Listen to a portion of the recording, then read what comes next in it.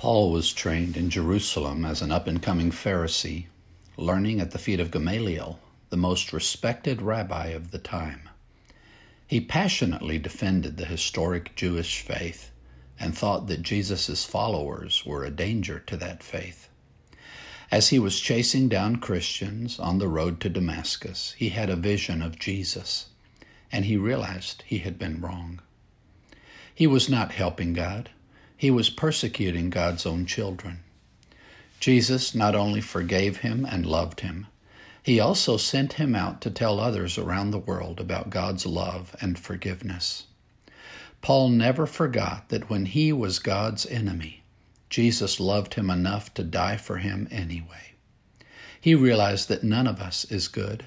We may think we are, but we have all sinned, done the wrong thing, turned away from God to do what we want, not what He wants. The fact that God loved him when he should have hated him made Paul feel that he was indebted to God. He had to love others just the way Jesus had loved him.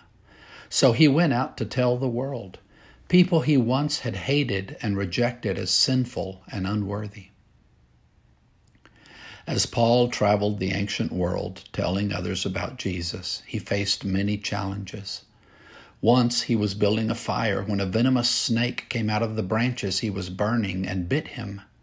But God protected him, and he didn't get sick. This gave him a wonderful opportunity to tell others about Jesus.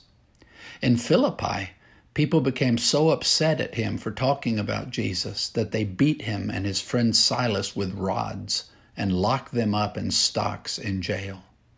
God caused an earthquake that busted open the jail and the chains fell off them.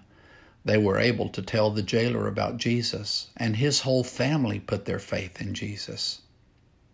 In his letter to the Christians in Rome, Paul explained how wonderful this love of Jesus is for us all.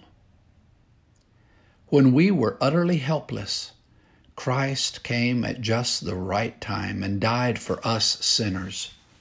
Now, most people would not be willing to die for an upright person, though someone might perhaps be willing to die for a person who is especially good.